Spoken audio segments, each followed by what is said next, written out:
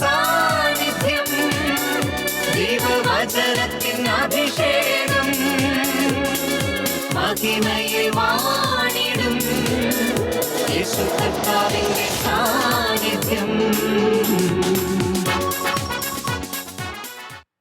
Hallelujah. കർത്താവിൽ എൻ്റെ സഹോദരി സഹോദരങ്ങളെ, മഹത്വത്തിൻ സാന്നിധ്യം. ഈ ശുശ്രൂഷയിലേക്ക് സ്നേഹത്തോടെ കടന്നു വന്നിരിക്കുന്ന എല്ലാ പ്രിയപ്പെട്ടവർക്കും വീണ്ടും വരുന്ന നമ്മുടെ കർത്താവായ യേശുക്രിസ്തുവിൻ്റെ കൃപയും സമാധാനവും ആശംസിക്കുകയാണ്. 32-ാം സങ്കീർത്തനം 10-ാം തിരുവചനം. കർത്താവിനെ ആശ്രയിക്കുന്നവരെ അവിടുത്തെ സ്നേഹം വലയം ചെയ്യുന്നു. എത്ര മനോഹരമായ വചനമാണിത്. ആരെല്ലാം കർത്താവിനെ സ്നേഹിക്കുന്നുവോ, ആശ്രയിക്കുന്നുവോ, അവരെല്ലാം അവിടുത്തെ സാന്നിധ്യം വലയം ചെയ്യുകയാണ്.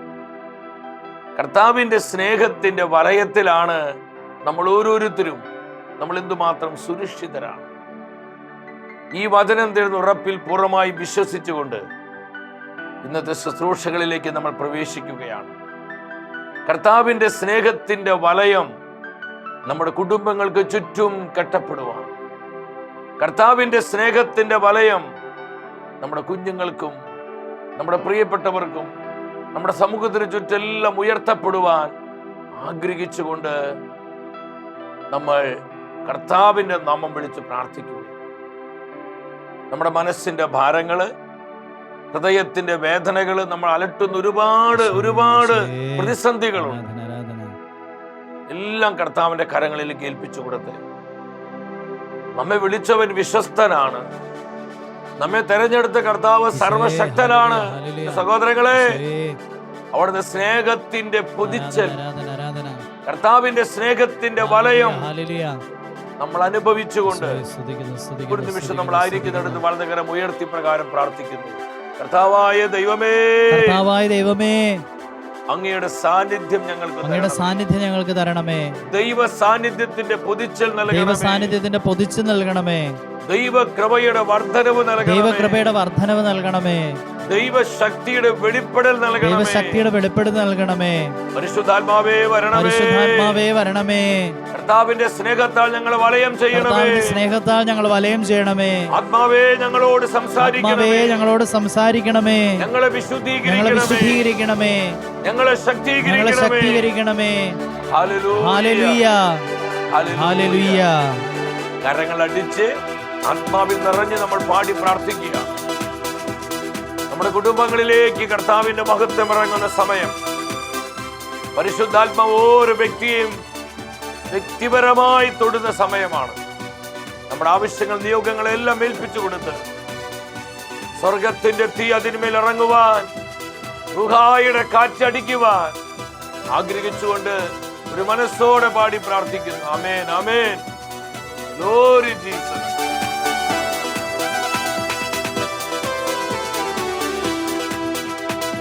ദൈവത്തിന്റെ ആത്മാവിറങ്ങി വന്നു, മനുഷ്യരുടെ മേൽ ആവസിച്ചു. ദൈവത്തിന്റെ ആത്മാവിറങ്ങി വന്നു, മനുഷ്യരുടെ മേൽ ആവസിച്ചു. നിറയണമേ, നിറയണമേ, പരിശുദ്ധാത്മാവേ നിറയണമേ. ഓരോ വ്യക്തിയുടെ കുടുംബത്തിലും ആത്മാവ് നിറയട്ടെ, അഭിഷേകം വ്യാപരിക്കട്ടെ. ദൈവത്തിന്റെ ആത്മാവിറങ്ങി വന്നു, മനുഷ്യരുടെ മേൽ ആവസിച്ചു. ദൈവത്തിന്റെ ആത്മാവിറങ്ങി വന്നു, മനുഷ്യരുടെ മേൽ ആവസിച്ചു. പാപവും രോഗവും അശുദ്ധിയെല്ലാം ദൈവത്തിന്റെ ആത്മാവെടുത്തു മാറ്റി. പാപവും രോഗവും അശുദ്ധിയെല്ലാം ദൈവത്തിന്റെ ആത്മാവെടുത്തു മാറ്റി. നിരാശയും തകർച്ചയും കുറ്റബോധവും ചാബല്യവും അവിടുന്നു നീക്കിയല്ലോ. കുറ്റബോധവും ഉണർത്തുക പരിശുദ്ധാത്മാവേ. നിറയണമേ, നിറയണമേ, പരിശുദ്ധാത്മാവേ നിറയണമേ. നിറയണമേ. നിറയണമേ ആമേൻ, ആമേൻ. നിറയണമേ Power, power. പരിശുദ്ധാത്മാവേ നിറയണമേ പരിശുദ്ധാത്മാവേ നിറയണമേ. Holy Spirit. പരിശുദ്ധാത്മാവേ Anoint us, anoint നിറയണമേ us. പരിശുദ്ധാത്മാവേ പരിശുദ്ധാത്മാവേ, എത്ര പേര് നിറയണമേ ആഗ്രഹിക്കുന്നു? പരിശുദ്ധാത്മാവേ കുടുംബങ്ങളിൽ നിറയണമേ നിറയട്ടെ. പരിശുദ്ധാത്മാവേ വ്യക്തിജീവിതങ്ങളിൽ നിറയട്ടെ. നിറയണമേ തിരുസഭയിൽ നിറയട്ടെ. പരിശുദ്ധാത്മാവേ ജനപദങ്ങളിൽ നിറയണമേ നിറയട്ടെ. പരിശുദ്ധാത്മാവേ ഹല്ലേലൂയ, ആത്മാവേ, ആത്മാവേ, നിറയണമേ ആത്മാവേ. ഇരു കരങ്ങളെ പരിശുദ്ധാത്മാവേ സ്വർഗ്ഗത്തിലേക്ക് ഉയർത്തി. നിറയണമേ ഇടിമുഴക ശക്തിയോട് ഒന്നിച്ചു പിടിക്കുന്ന പരിശുദ്ധാത്മാവേ, ദൈവത്തിന്റെ ഹല്ലേലൂയ റുഹായേ. ഹല്ലേലൂയ ഹല്ലേലൂയ ഹല്ലേലൂയ ഹല്ലേലൂയ പരിശുദ്ധാത്മാവേ, കെട്ടുകളെ പൊട്ടിക്കുന്ന, ഹല്ലേലൂയ, ഹല്ലേലൂയ, ബന്ധനങ്ങളെ ഹല്ലേലൂയ, ഹല്ലേലൂയ. ബന്ധനങ്ങളെ തകർക്കുന്ന ആത്മാവേ.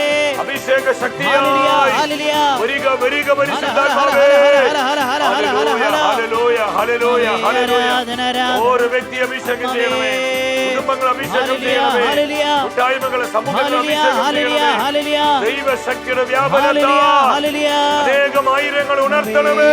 Spirit move. Hallelujah, hallelujah, hallelujah. ആത്മാവേ, ആരാധന. വചനത്താൽ ഞങ്ങളെ കഴുകണമേ.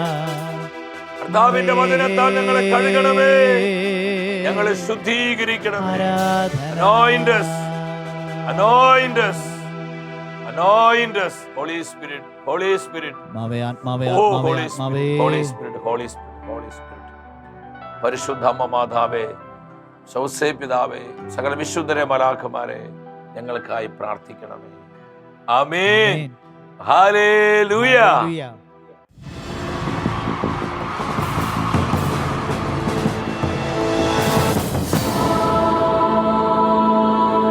നിൻ വചനം ധ്യാനിക്കുമ്പോ പ്രിയ ദൈവമക്കളെ, നമ്മുടെ ജീവിതത്തെ നവീകരിക്കുന്ന കർത്താവിൻ്റെ വചനത്തിൻ്റെ മുൻപിൽ പ്രാർത്ഥനാപൂർവമായിരിക്കാം. നമ്മുടെ കുടുംബങ്ങളെ ആത്മാവ് സന്ദർശിക്കുന്ന, നമ്മുടെ ജീവിതത്തെ സ്വർഗം വിശുദ്ധീകരിക്കുന്ന കൃപയുടെ സമയത്തിലാണ് നമ്മൾ. കഴിഞ്ഞ ആഴ്ചകളിൽ ദൈവവചനത്തിലൂടെ നമ്മെ നവീകരിക്കുന്ന, നമ്മുടെ ജീവിതങ്ങളെ കഴുകി ശുദ്ധീകരിക്കുവാൻ ആവശ്യമായ വചനങ്ങൾ നൽകി കർത്താവ് നമ്മെ അനുഗ്രഹിക്കുകയായിരുന്നു. ഈ നോമ്പ് കാലത്ത് വളരെ പ്രാർത്ഥനയോടെ കർത്താവിൻ്റെ നിർമ്മലമായ വചനത്തെ സ്വന്തമാക്കുവാൻ ആഗ്രഹിച്ചുകൊണ്ട് നമുക്കെല്ലാവർക്കും ദൈവസന്നിധിയിലായിരിക്കാം. ഇന്നത്തെ വചന ശുശ്രൂഷയിലൂടെ പരിശുദ്ധാത്മാവ് തൻ്റെ വചനത്തിൽ നിന്ന് നമുക്ക് നൽകുന്ന ആലോചന, വാഗ്ദാന പ്രവേശനത്തിനുള്ള തടസ്സങ്ങളെ, വാഗ്ദാന ദേശത്തേക്കുള്ള പ്രവേശനത്തിനുള്ള തടസ്സങ്ങൾ, കഴിഞ്ഞ 4 ആഴ്ചകളായി ദൈവവചനത്തിൽ നിന്ന് ആത്മാവ് നമ്മോട് സംസാരിക്കുകയായിരുന്നു ഈ വിഷയത്തുള്ള ബന്ധത്തിൽ. കർത്താവിൻ്റെ സ്വന്തം ജനമായ ഇസ്രായേൽ അവരെന്തുമാത്രം ബ്ലെസ്സഡ് ആയിരുന്നു.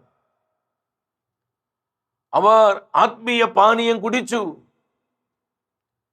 അവർ ആത്മീയ ഭക്ഷണം കഴിച്ചു. മലാഖമാരുടെ ഭക്ഷണം, സ്വർഗീയമായ മന്ന അവർ ഭക്ഷിച്ചു. മരുഭൂമിയിലെ കരിമ്പാറ കൂട്ടങ്ങളിൽ നിന്ന് തൻ്റെ ജനത്തിന് ആവശ്യമായ ദാഹജലം കർത്താവ് കൊടുക്കുകയാണ്. ആ കരിമ്പാറ കൂട്ടങ്ങൾ, ആ പാറ കർത്താവായ യേശുവാണെന്ന് അപ്പോസ്തലനായ പൗലോസ് സഭയെ പഠിപ്പിക്കുന്നുണ്ട്. എൻ്റെ സഹോദരങ്ങളെ, ആത്മീയ ഭക്ഷണവും ആത്മീയ പാനീയവും അനുഭവിച്ച ഇസ്രായേൽ ജനത്തിന് എന്ത് സംഭവിച്ചു? അവർ ചിതറിക്കപ്പെടുകയാണ്. കാലബും ജോഷുവായും ഒഴിച്ച് ബാക്കിയുള്ള എല്ലാവരും മരുഭൂമിയിൽ അവരെ ചത്തു വീഴുകയാണ്. അവർ നാശമടയുകയാണ്. അപ്പോസ്തലനായ പൗലോസ് കൊരിന്തോസ് സഭയ്ക്ക് എഴുതിയ 1-ാമത്തെ ലേഖനം 10-ാം അധ്യായം 4-5 തിരുവചനങ്ങൾ, എല്ലാവരും ഒരേ ആത്മീയ പാനീയം കുടിച്ചു.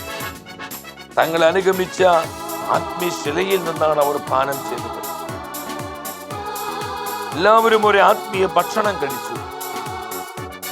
ആ ശില ക്രിസ്തുവാണ്. എന്നാൽ അവരിൽ മിക്കവരിലും ദൈവം പ്രസാദിച്ചില്ല. അവരെല്ലാം മരുഭൂമിയിൽ വെച്ച് ചിതറിക്കപ്പെട്ടു. എത്ര വേദനാജനകമായ ഒരു സന്ദേശമാണിത്.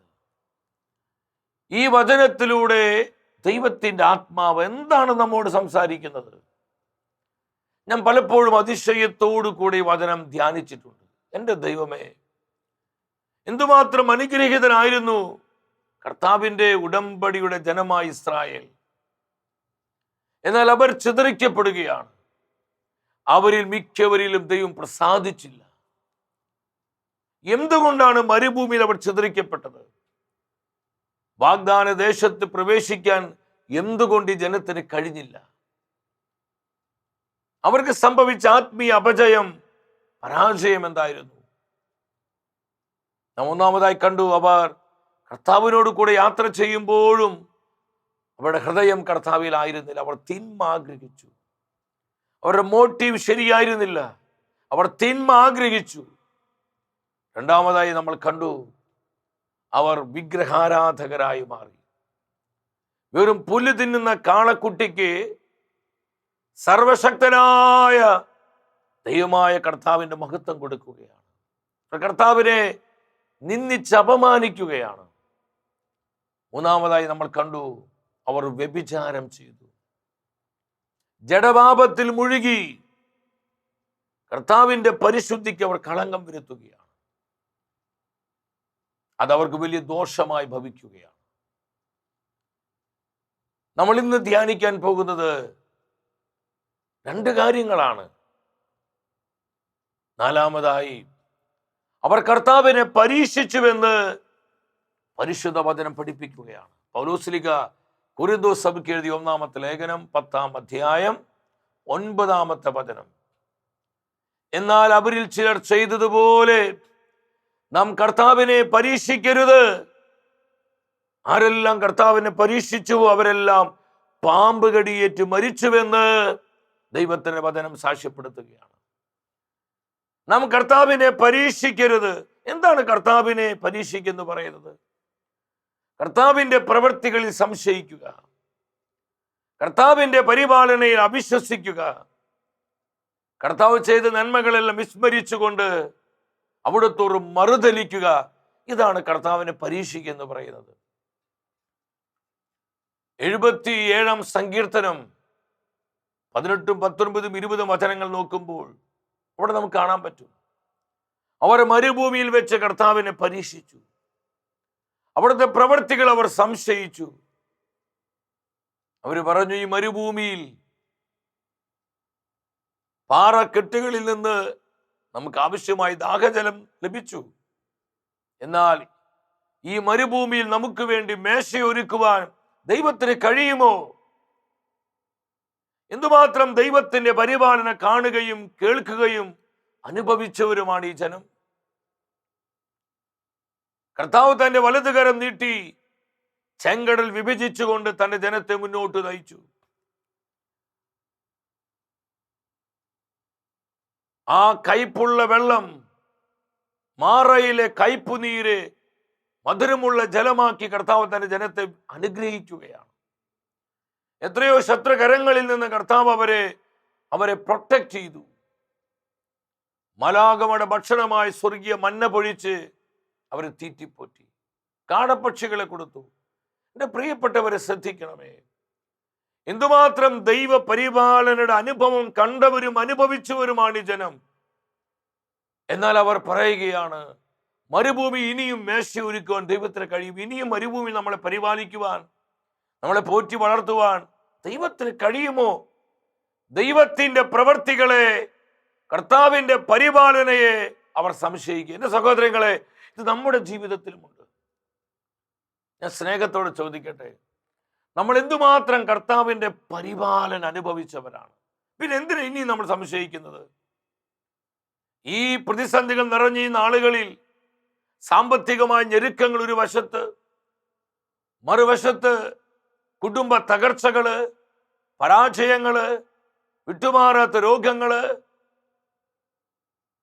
മാനസികമായ അസ്വസ്ഥ്യങ്ങള്, ശാരീരികമായ പീഡകൾ എന്നു വേണ്ട വിവിധങ്ങളായ ഞെരുക്കങ്ങൾ നമ്മെ പിടികൂടി വലിഞ്ഞു മുറുക്കിക്കൊണ്ടിരിക്കുന്ന ഈ നാളുകളില് പലപ്പോഴും നമ്മൾ ചിന്തിക്കുന്നുണ്ട്, ഈ അവസ്ഥയിൽ ദൈവത്തിന് എന്നെ പരിപാലിക്കാൻ പറ്റുമോ?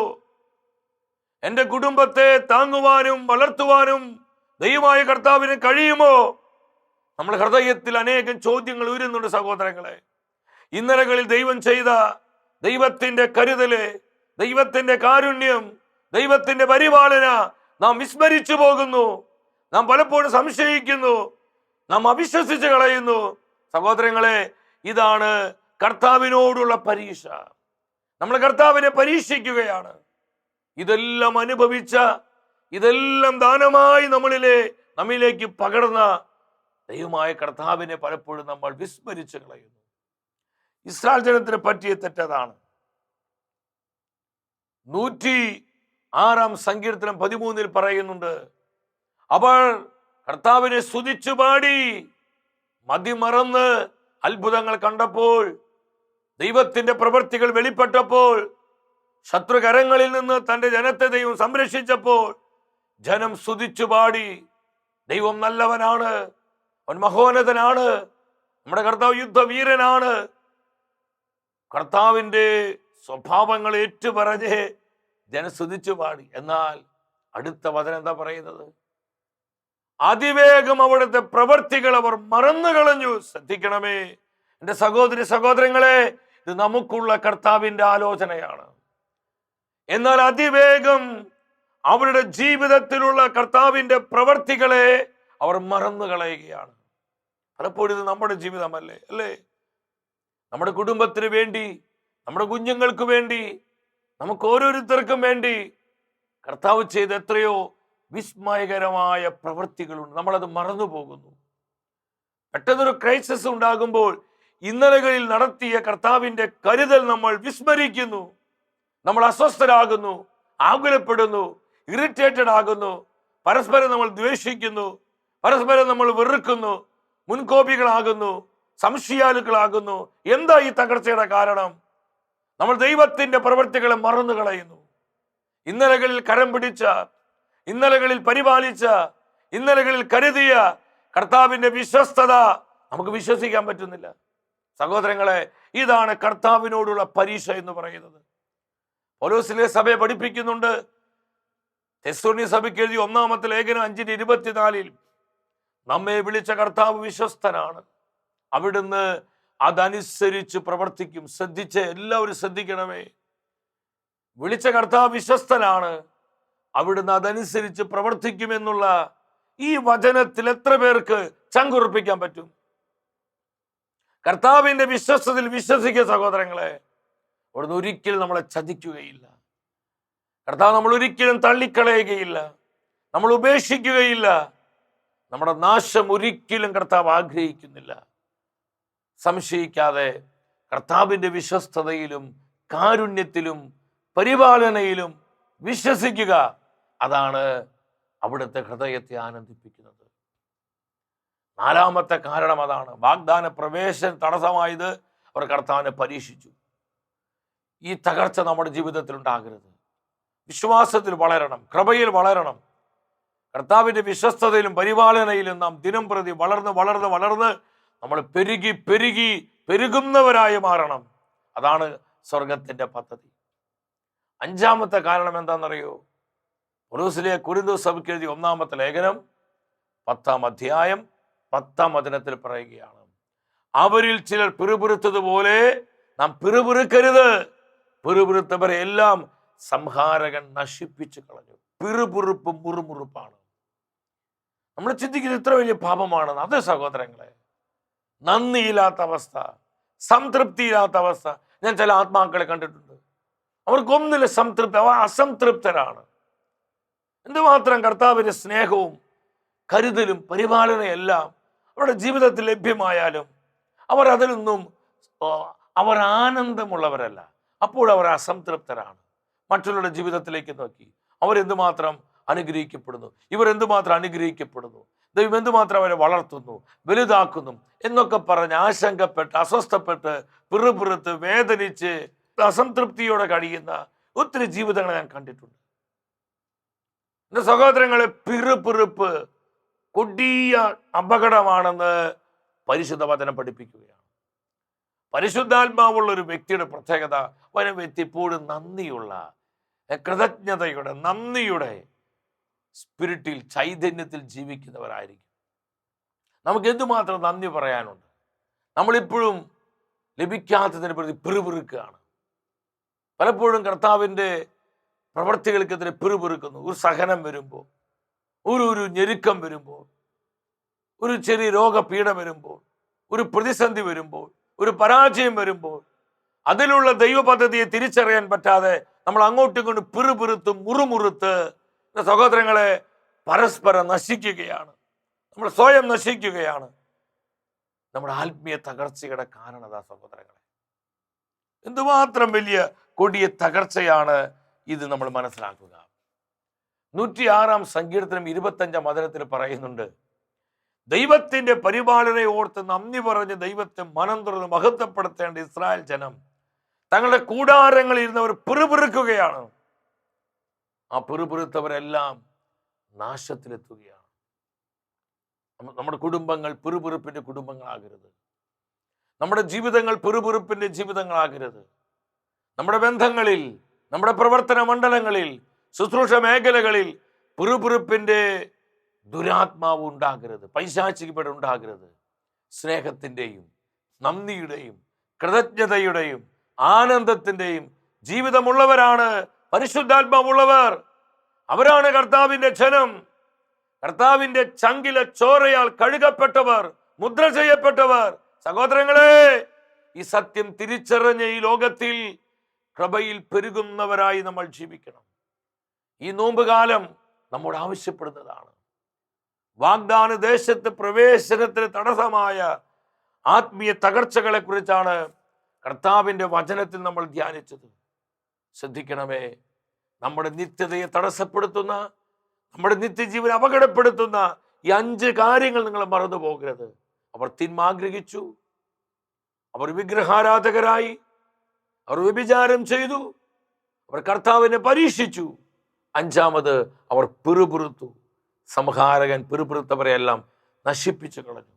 സഹോദരങ്ങളെ, ഈ സത്യം മനസ്സിലാക്കി നമ്മുടെ വിശ്വാസ ജീവിതം അത് കൂടുതൽ കൃപയുള്ളതായി, നമ്മുടെ ക്രൈസ്തവ ജീവിതം ആത്മനിറവിൻ്റെയും ആത്മശക്തിയുടെയും സ്നേഹത്തിൻ്റെയും ആനന്ദത്തിൻ്റെയും പങ്കുവെക്കലിൻ്റെയും വചനത്തിൻ്റെയും പ്രാർത്ഥനയുടെയും ഉണർവിൻ്റെയും ജീവിതമായി മാറുവാൻ നമുക്ക് ആഗ്രഹിക്കാം. ഒരു അനുഗ്രഹമായി നമ്മൾ തീരുക സഹോദരങ്ങളെ. ഈ തപസ് കാലം ഏറ്റവും ഒരുക്കത്തോടെ നമ്മൾ വലിയ ആഴ്ചകളിലേക്ക് പ്രവേശിക്കുകയാണ്. ഒത്തിരി പ്രാർത്ഥിച്ചൊരുങ്ങേണ്ട നാളുകൾ. പെസഹ വ്യാഴം, ദുഃഖവെള്ളി, ദുഃഖശനി, നമ്മുടെ കർത്താവിൻ്റെ ഉത്ഥാന തിരുനാളൊക്കെ ഏറ്റവും ഒരുക്കത്തോടെ നമ്മൾ ആ ശുശ്രൂഷകളിലെല്ലാം പങ്കെടുത്ത് സ്വർഗം നൽകുന്ന നവമായ അഭിഷേകം സ്വന്തമാക്കി നമ്മുടെ വിശ്വാസ ജീവിതത്തെ ബലപ്പെടുത്തേണ്ട നാളുകളാണ്. ഈ സത്യം മനസ്സിലാക്കി കർത്താവിന് മുമ്പിൽ താഴ്മയോടെ ഈ അഭിഷേകം നമുക്ക് സ്വന്തമാക്കാം. വ്യക്തിപരമായി നമ്മുടെ നിയോഗങ്ങളെയും നമ്മുടെ കുടുംബത്തിൻ്റെ സകല ആവശ്യങ്ങളെയും നമ്മെ ഓരോരുത്തരെയും നമ്മുടെ വിശ്വാസത്തിൻ്റെ നാഥനായ കർത്താവ് സമൃദ്ധമായി അനുഗ്രഹിക്കട്ടെ. മഹത്വമേ മഹത്വമേ മഹത്വത്തിൻ രാജാവേ, മഹത്വത്തിൻ സാന്നിധ്യം. മഹത്വമേ മഹത്വമേ മഹത്വത്തിൻ കർത്താവേ, മഹത്വത്തിൻ സാന്നിധ്യം. മഹത്വമേ മഹത്വമേ മഹത്വത്തിൻ രാജാവേ, മഹത്വത്തിൻ സാന്നിധ്യം. മഹത്വമേ മഹത്വമേ മഹത്വത്തിൻ